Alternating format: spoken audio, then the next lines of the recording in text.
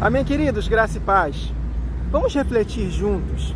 Estava pensando agora aqui, na hora do meu almoço, como é que é o nosso estilo de vida com relação à palavra de Deus.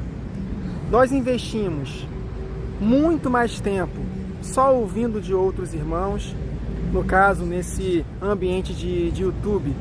Ouvimos mais outros canais do que propriamente pararmos e analisarmos a palavra de Deus, nós com as nossas próprias Bíblias, com a ajuda do Espírito Santo.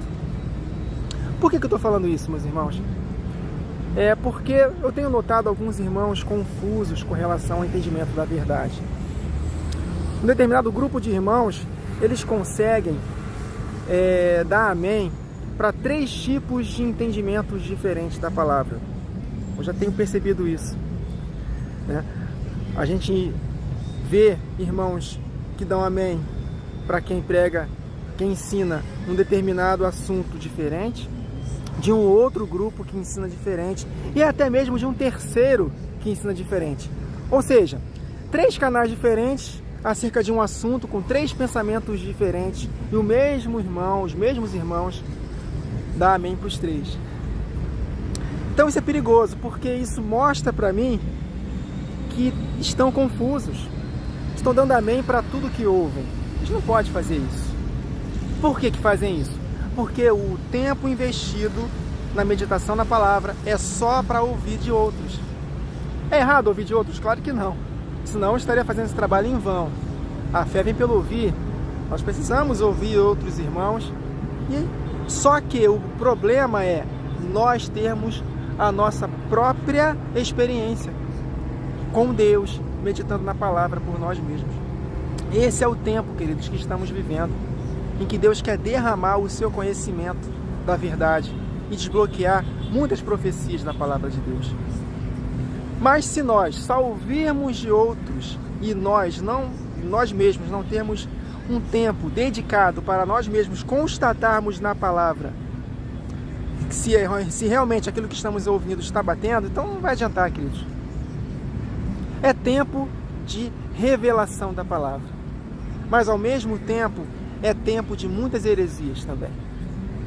Os tempos que estamos vivendo só vão piorar, queridos. Então a apostasia está só aumentando até chegar ao ápice da apostasia, que o apóstolo Paulo profetizou que o que vai anteceder a volta de Jesus não é somente o aparecimento do iníquo, do homem do pecado, do filho da perdição, do anticristo, mas também o ápice da apostasia. Então o nível de engano dos tempos atuais está maior do que jamais teve por toda a palavra, e só vai aumentando. Da mesma forma, queridos, o fiel remanescente ele vai receber um nível de entendimento, meus irmãos, um nível de entendimento maravilhoso, que vamos desbloquear muitas verdades. O apóstolo Paulo, ele teve um entendimento maravilhoso, por exemplo, de escatologia. Mas ele morreu antes do decorrer dos séculos.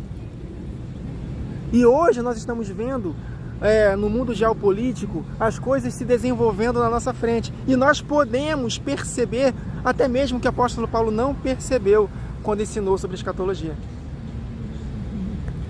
Então, meus irmãos, o tempo do fim vai revelar muitas verdades para o fiel remanescente. E nós seremos livres dos enganos que só vão aumentar progressivamente até a volta de Jesus. Mas, meus irmãos, nós não podemos só depender de ouvir outros irmãos e nós mesmos não meditarmos na palavra. Se nós fizermos isso, meus irmãos, nós vamos ficar confusos. Então, é tempo de também ouvir outros irmãos, mas principalmente investir o nosso tempo com as nossas Bíblias. E constatarmos, pedir ao Espírito Santo: Senhor, me ajuda, que o Teu Espírito possa revelar as profundezas do Pai para a minha vida. Não me deixa ser enganado. Eu clamo, Senhor Jesus, por entendimento. Foi o que o apóstolo Paulo orou para os Efésios, que nós possamos ter o espírito de sabedoria e de revelação, no pleno conhecimento de Deus. Que os olhos do nosso coração sejam iluminados, para que possamos saber a esperança do nosso chamamento, queridos. Qual é a esperança do nosso chamamento? A glória vindoura. E pela graça de Deus nós estamos recebendo muitas revelações acerca do que vai acontecer na glória vindoura. O reino milenar, após o reino milenar, coisas maravilhosas que estão na nossa frente na Bíblia e nós nunca tentamos para conhecer. Mas, por exemplo, nesse tipo de assunto, eu vejo muitos irmãos confusos, porque um grupo de irmãos prega de um jeito, ensina de um jeito, outro grupo ensina de outro e o outro ensina de outro. E os mesmos irmãos dão amém para os três. Poxa, não dá. Isso é a prova de que não entendeu o assunto. Então, como é que nós vamos vencer? Nós vamos escolher um grupo? Ah, esse grupo é melhorzinho, eu gosto mais deles, são mais simpáticos. Não, queridos. Nós temos que escolher o grupo de acordo com o entendimento da verdade. E só vamos ter esse entendimento da verdade se nós mesmos investirmos nosso tempo na palavra e meditarmos. Recentemente eu postei um vídeo aqui bem resumido, bem resumido, acerca de um templo que nunca foi construído, que está escrito em Ezequiel capítulo 40 a 48. Só que muitos irmãos não concordam. Não, esse templo tipifica a igreja, tipifica Cristo. Eu ensinei no vídeo que para haver uma realidade hoje espiritual, precisava ter uma sombra literal no Antigo Testamento. Só que esse templo nunca existiu. E na época que Ezequiel profetizou quando o povo estava cativo pela Babilônia. Ele poderia ter profetizado sobre o templo que seria restaurado. Mas esse templo que foi restaurado na ocasião da saída do cativeiro do povo de Judá não tem quase nada a ver com o templo de Ezequiel, queridos. Mas por que os irmãos não concordam com esse entendimento de que esse templo ele é literal e é para o futuro, é para o milênio? Porque não leem. Não leem, queridos. Se leem o texto de Ezequiel 40 a 48 com o coração aberto, eu tenho certeza que os irmãos vão entender o básico, que aquele templo, os moldes daquele templo, o funcionamento daquele templo, as medidas daquele templo, as dimensões, não se encaixam com o templo que existiu, destruído no ano 70.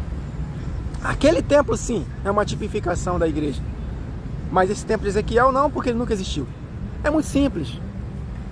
E aproveitando a oportunidade, não adianta, se você não gosta da mensagem, não adianta vir comentar no meu canal debochando. Eu vou excluir todos, eu excluo. Vocês podem ver que no meu canal não tem discussão, porque eu excluo, eu não perco meu tempo. Quando eu vejo que a pessoa ela está ridicularizando, ela não se tem o trabalho de meditar e está aqui só para perturbar, eu excluo, queridos. E se continuar escrevendo, eu bloqueio. Não é o intuito do meu canal ficar promovendo esses debates. Por quê? Porque a gente percebe que a pessoa ela não quer aprender. Ela acha que está certa. Da mesma forma ela acha que a gente está certo e ela também acha que a gente não quer aprender, mas pelo menos a gente tem o trabalho de gravar, citar os textos, refletirmos juntos, conectarmos. Mas muitas dessas pessoas não têm esse trabalho. É muito fácil dizer, não tem nada a ver com o milênio, é Cristo e a igreja. Legal, então cita os textos. Pega lá os textos de Ezequiel 40 a 48 e me explica por que aquele templo não tem quase nada a ver com o templo que foi restaurado, com o templo de Salomão que foi restaurado após o exílio babilônico. Me explica por que é diferente. Por exemplo, não tem Arca da Aliança nesse templo de Ezequiel. Quer ver outro exemplo? Não tem utensílios de ouro. Por quê? Porque o ouro tipifica a glorificação. Como esse templo não é para a igreja trabalhar nele, é para os sacerdotes que não foram glorificados, os judeus que reconheceram a Cristo só na sua volta, mas não aceitaram a marca da besta, e eles serão como as nações, mortais, precisando de arrependimento se pecar, e vai haver pecado no milênio. Então, esse templo não tem utensílios de ouro, porque o ouro tipifica a glorificação. Então não se aplica para a igreja glorificada, porque a igreja glorificada, ela já está toda, se podemos dizer assim, banhada de ouro da glorificação. Então esse templo de Ezequiel não tem Arca da Aliança, não tem utensílios de ouro, e por aí vai, queridos, por aí vai. Então é isso, meus irmãos. Então que nós possamos investir tempo com a palavra. Antes de negar qualquer coisa, medita na palavra. Medita.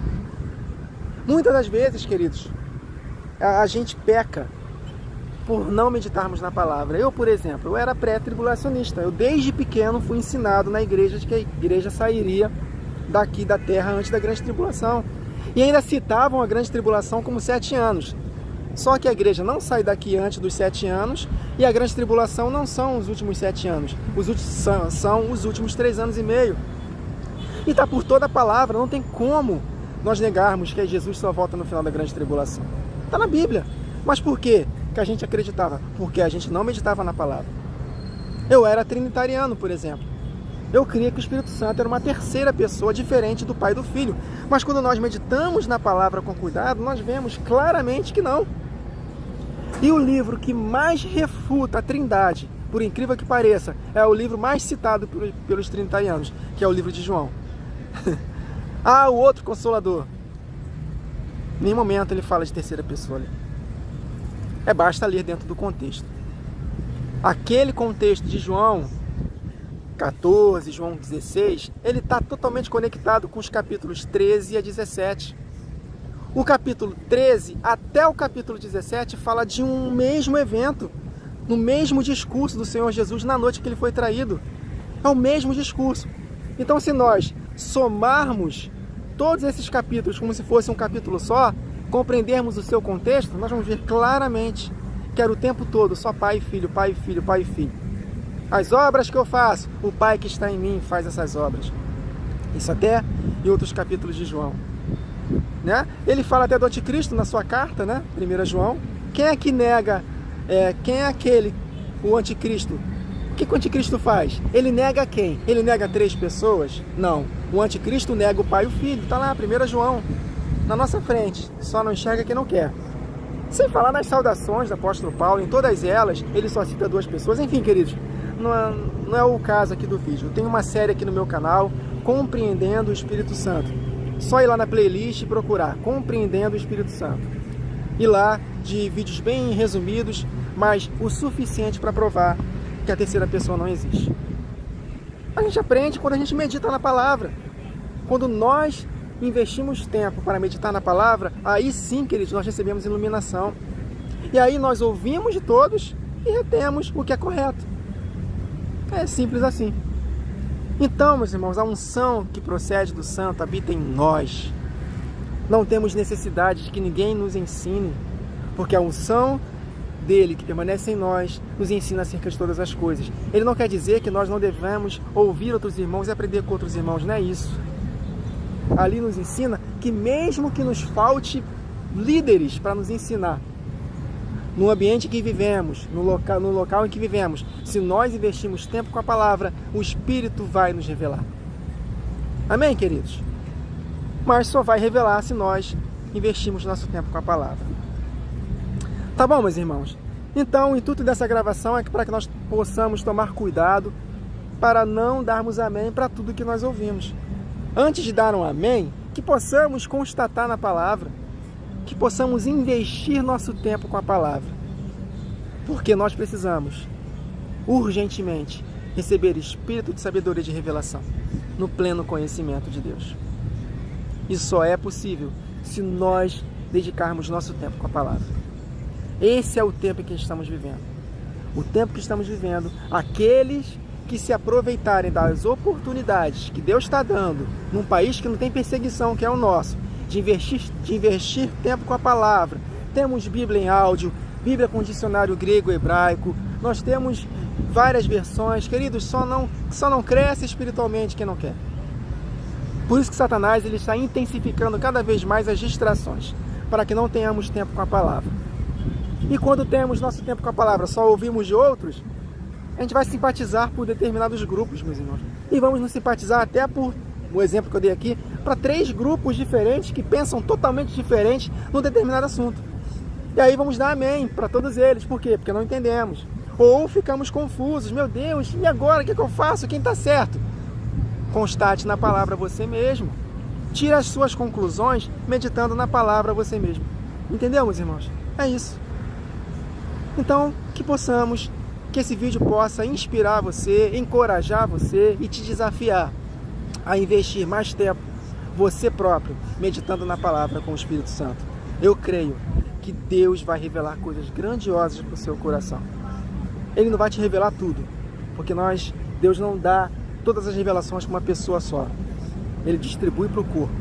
Mas aí, tendo a nossa comunhão com a palavra, aí nós vamos perceber o que está certo e o que está errado nas mensagens propagadas, não só pela internet, mas pelas igrejas também. Tá bom, queridos? É isso. Então que possamos nos encher cada vez mais da palavra de Deus, nós mesmos meditando na palavra, para que possamos saber discernir o bem e o mal. Tá bom? Que o Senhor nos abençoe.